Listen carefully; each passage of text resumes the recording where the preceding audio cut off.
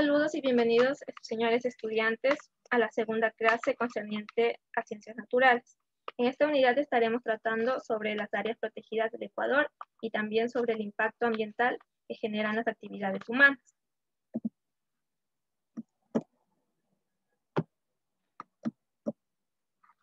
Las áreas protegidas y componentes que perjudican los ecosistemas. Desde un punto de vista geográfico, Ecuador es un país pequeño, pero está caracterizado por tener una enorme biodiversidad en parques nacionales y reservas ecológicas, tanto en población de especies como de animales y zonas ambientales. Las áreas protegidas acogen una inmensa riqueza biológica y son fuente de riqueza material, constituyendo reservas de capital natural, cultural y social, a la vez que forman parte de los medios de subsistencia y del bienestar de muchas personas y a las oportunidades para crear empleo. Así son muchas las actividades que se pueden realizar en las áreas protegidas. Si bien el turismo se configura como sector que genera importantes beneficios para el área natural, para los habitantes de la zona.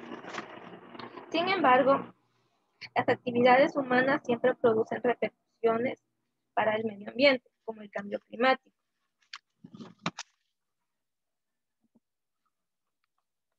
Las actividades que se pueden realizar en las áreas protegidas son muy variadas, generando ingresos económicos para el área natural y para las personas que las habitan. Sin embargo, la mayoría de actividades, como ya lo mencionamos, siempre tiene graves repercusiones y consecuencias directas sobre el medio ambiente, generando daños irreversibles. Datos reales. En 2020, el territorio de Ecuador se encuentra conservado el 20.29% en áreas protegidas terrestres. Por otra parte, en un 12.17% el área marina, que incluye el marino continental y el marino Galápagos. Los parques nacionales de Ecuador. Según las leyes ecuatorianas, un parque nacional es un área natural de tierra o mar que debe estar destinada a proteger la integridad ecológica de uno o más ecosistemas para las generaciones presentes y futuras.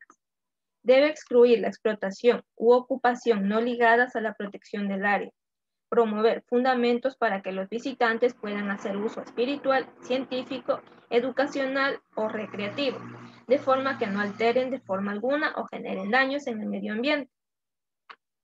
En el Ecuador, para que un área sea protegida, sea declarada un parque nacional, debe constar con los siguientes factores. Uno o varios ecosistemas comprendidos dentro de un mínimo de 10.000 hectáreas. Diversidad de especies de flora y fauna, rasgos geológicos y hábitats de importancia para la ciencia, la educación y la recreación. Sostenimiento del área en su condición natural para la preservación de los rasgos ecológicos, estéticos y culturales. Áreas protegidas. En el Ecuador existen 11 parques nacionales, los cuales son el Cayambe-Coca, el Cotopaxi, Galápagos, Yanganates, Machalilla, Podocarpus, Sangay, Sumaco, Yasuní, Yacuri y el Cajas.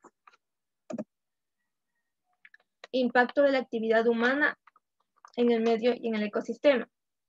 Se comprende como impacto ambiental al conjunto de consecuencias que se generan en el medio ambiente por efecto de la explotación de recursos naturales.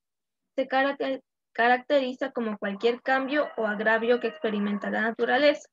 Los efectos ecológicos o la degradación causada en el medio ambiente ha provocado un cambio climático y esto a su vez ha generado graves consecuencias en todos los seres vivos y ecosistemas. ¿Qué es el impacto ambiental? Es el efecto que produce una determinada actividad humana sobre el medio ambiente. Se comprende como impacto ambiental al conjunto de consecuencias que se generan en el medio ambiente por efecto de la sobreexplotación de recursos naturales. La diferencia que hay entre impacto ambiental y el problema ambiental es que el impacto ambiental corresponde a las consecuencias que traen los problemas ambientales. De modo que, por ejemplo, un problema ambiental es la emisión de dióxido de carbono por la quema de combustibles fósiles, mientras que el problema es el efecto invernadero o el calentamiento global.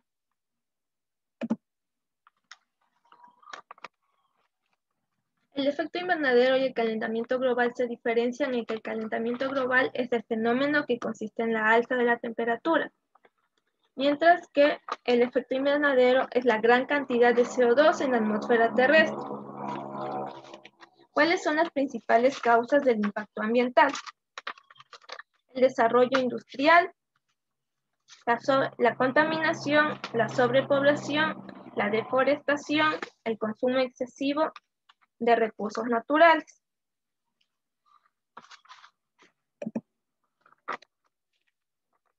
El desarrollo industrial. En las últimas décadas ha sido tan acelerado que los productos que se procesan a gran velocidad y por lo tanto generan mayor cantidad de residuos. Hoy en día es muy común ver grandes industrias, ya sea en las partes más céntricas, no tan cercanas, pero sí alejadas, las cuales a veces no tienen un control, un debido control para poder manejar sus residuos. Mientras que la contaminación puede ser de varios tipos, de aire, de agua, sonora o de suelo.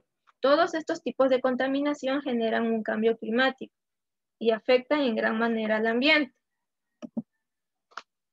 La sobrepoblación. La sobrepoblación consiste en que las personas están en constante aumento y desarrollo, y esto implica más demanda de alimentos, ropa y refugio, por lo que se necesita más espacio para cultivar y proporcionarlos a los millones de hogares el alimento necesario. La deforestación es la pérdida de bosques y selvas debido al impacto de actividades humanas o causas naturales en el que se destruye o agota la superficie forestal, con el objetivo de destinar el suelo a otra actividad. El consumo excesivo de recursos naturales tiene consecuencias como cambios meteorológicos extremos, hambrunas o la extinción de especies, así como la amenaza que desaparezcan ecosistemas como arrecifes de coral, selvas tropicales o sistemas fluviales. Existen dos tipos de recursos naturales, que son renovables y no renovables. Los primeros son inagotables, como la radiación solar, o su renovación es relativamente rápida, como es el caso de la biomasa. Los no renovables son aquellos recursos que existen en la naturaleza de manera limitada, porque su regeneración implica el paso de muchos años, como por ejemplo los minerales y los combustibles fósiles, el petróleo, el gas natural y el carbón.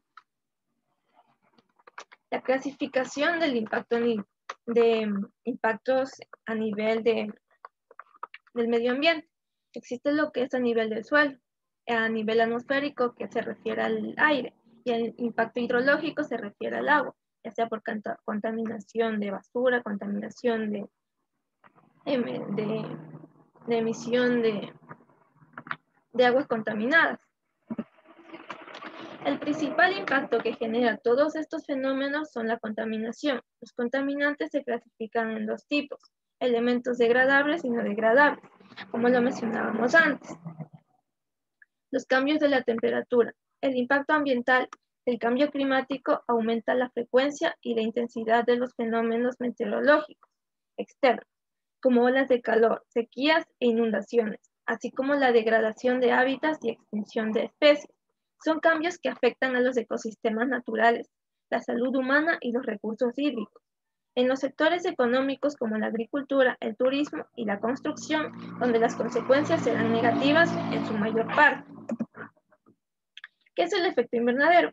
Es un fenómeno natural y beneficioso para los seres vivos, donde ciertos gases presentes en la atmósfera retienen parte de la radiación térmica, manteniendo la temperatura del planeta a un nivel adecuado. El sistema climático está conformado por 5 elementos: la atmósfera, la hidrosfera, la criosfera, la litosfera y la biosfera. El clima es consecuencia del equilibrio que se produce entre la interacción de estos 5 componentes. A partir de los últimos años, de una gran incorporación a la atmósfera de gases de efecto invernadero, como el dióxido de carbono, alterando su composición, la excesiva emisión del dióxido de carbono, el óxido nitrógeno y el metano. Esto hace que la concentración de estos 3 gases se convierta en algo negativo, provocando un recalentamiento del planeta. Destrucción de la capa de ozono. En la estratosfera se ubica la capa de ozono, cuya función principal es proteger al planeta de los rayos solares como un filtro que protege de la radiación ultravioleta. El término capa de ozono describe la zona de mayor concentración de moléculas de ozono en la estratosfera. La capa, que tiene un grosor de 10 a 20 kilómetros, envuelve todo el planeta como una burbuja y actúa como filtro contra la dañina radiación producida por el Sol. Bueno, ¿cómo se puede medir el grosor de la capa de ozono? Se puede decir que las moléculas de ozono están dispersas en la estratosfera, por ello el grosor físico de la capa de ozono es de decenas de kilómetros. Sin embargo, la presión y en consecuencia la concentración de moléculas en la estratosfera es muy reducida en comparación con las que se encuentran en la superficie terrestre. La concentración de moléculas de ozono estratosférico es tan pequeña que si todas las moléculas de ozono fuesen extraídas de la estratosfera y esparcidas en la superficie de la atmósfera de la Tierra, formarían una capa tan delgada con unos pocos milímetros de espesor. Esto se debe a la gravedad, ya que se encuentra en una capa muy alterna del ecosistema. Bueno, como último tenemos los pasos para subir la tarea, los cuales deben ingresar a la plataforma, digitar el usuario y la clave, ingresar a la pestaña de noveno año, seleccionar la materia de ciencias naturales, ubicarse en la opción de tarea 1 y dar clic. Deben descargar el archivo de material de refuerzo y leer. En base a este material de refuerzo, ustedes van a realizar la tarea. Deben subirlo en formato Word o como imagen. Como ustedes deseen, pueden enviar. Si ustedes tienen alguna duda, alguna inquietud, no duden en consultarme a mí a los números de teléfono en los horarios establecidos. Y por último, quiero despedirme con una frase, la cual dice: no basta con querer, debes preguntarte a ti mismo qué haces para conseguir lo que quieres. Esto hace énfasis al esfuerzo que nosotros hacemos todos los días por conseguir las metas que nos proponemos. Bueno, esto ha sido todo conmigo. Muchas gracias por su atención.